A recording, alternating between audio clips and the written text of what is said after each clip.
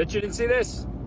I want all credible information out. Well, I put a 10 things, immediate credible action items. So after I made that last video about somebody searching for the hospital and the medical examiner and all the surgeons from the exact hospital that Charlie Kirk was taken to from Israel, you know, it all seemed like a very interesting coincidence. And so I just wanted to kind of dig deeper into what was it right around that time that Charlie was saying on his show or on podcasts, et cetera, and I found something really interesting.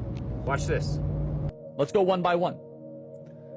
The OPR, Department of Justice report should be immediately released. Number 2, the Department of Justice should move to unseal all Maxwell grand jury testimony immediately. We need to find out what's in those grand jury documents. Number 3, bring Alexander Acosta, who was the U.S. attorney under the original 2007 botched case against Epstein, for a full interview and find out what he knew about Epstein working for foreign or domestic intelligence. Israel has very strongly denied that he was Mossad. Was it Saudi? Was it MI6? Was it CIA? Let's figure it out. Was a foreign country running a child ring domestically in the United States of America with our own intel agencies knowing? And if it was nobody, just make it clear why we know that, and then people will say thank you. Show us the evidence. Number 4, release all non-CSAM, which is child sexual abuse material, release all the non-CSAM underlying facts around Epstein indictment in 2019. This is key. Remember, Trump's DOJ arrested Jeffrey Epstein in the summer of 2019. Can we get all the information that the Trump DOJ was operating on? That means they probably had a document trove this thick around Jeffrey Epstein in the 2019 indictment. Because remember, Jeffrey Epstein died in jail. Jeffrey Epstein was arrested by Donald Trump's Department of Justice. Number 5, we need a report on why the 2007 Bush-Comey investigation of Epstein was so butchered. Number 6, green light Ghislaine Maxwell to speak freely to the media or to Congress and learn what she knows. Number 7, get to the bottom of how Epstein got his money. Subpoena bank records and financial statements. Figure out the capital flows. Number 8, release the names of prisoners on the prison floor the night Epstein was murdered. Overrule the prisoner privacy rules. Who were the prisoners on the floor that Epstein was murdered? Why does that matter? Well, if Epstein was murdered, he was probably murdered by a fellow prisoner. Number 9, get the missing minutes of the prison footage. There's right now 2.5 missing minutes of the prison footage. That's inexplicable to a lot of us. What happened? There almost 3 minutes of missing footage. If you want to create conspiracy theories, that is what you do. Oh, yeah, he killed himself and there's 3 minutes of missing footage.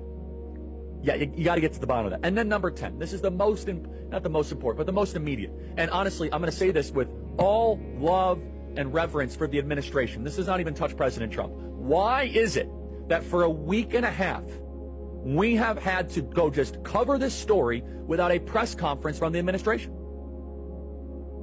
We need Pam Bondi, Todd Blanche, Dan Bongino, Kash Patel. Boom, boom, boom, boom. What's happening is we're basically having to do the PR work of the administration, basically. And honestly, we're like, guys, it's been 10 days since you've leaked this thing on the holiday weekend, and you still have not done a straight to camera, straight to the sticks press conference. Here's what we looked for. Here's what actually existed. Here's why we reached the conclusion that we did. So Charlie was basically demanding, I mean, maybe not demanding, but he was strongly urging Trump and the administration and the DOJ and everyone to finally get these files released. He even made a 10-item list of everything that needed to happen in order to make people stop putting so much pressure on the administration to release the Epstein files. So if you remember, this was back in July. This was literally July 15th and 16th. A couple days before the main searches began. Okay? And a few days after the debate with Dave Smith and Josh Hammer.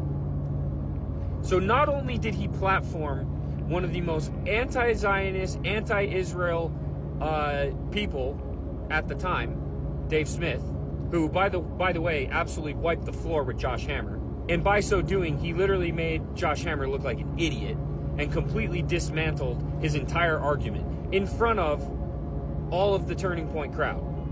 So not only did he do that, But then a few days later, he did an episode where he listed out the 10 things that needed to happen in order to make it so that people stop asking questions. He did that. Oh, and by the way, how is it? Explain this to me like I'm 5. How is it that we have, that they have proven without a shadow of a doubt that Charlie was in fact turning on the pro-Israel cause?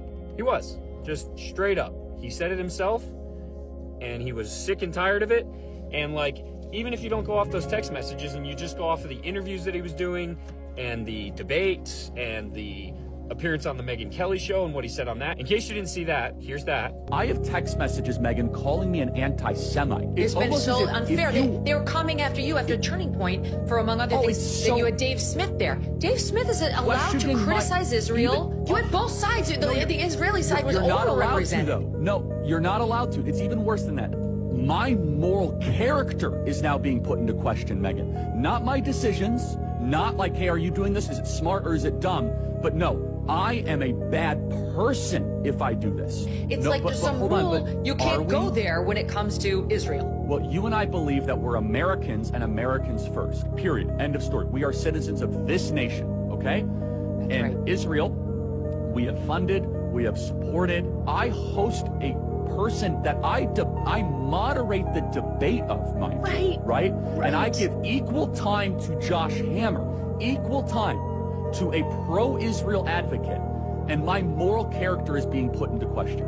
And so I think it's a hyper paranoid, like we're just gonna try to, we're gonna just stamp out everything type of practice. But it goes to the point where, if, for example, if I have less ability sometimes online to criticize the Israeli government without backlash than actual Israelis do. Okay, so like, you know, given all of that, how is it that Turning Point, the organization that he ran, is still running on this whole pro-Israel thing?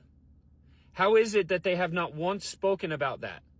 How is it that they haven't brought it up? Why haven't they brought it up? Could it have anything to do with the fact that they still want to keep the donors that Charlie didn't care about? And if that's the case,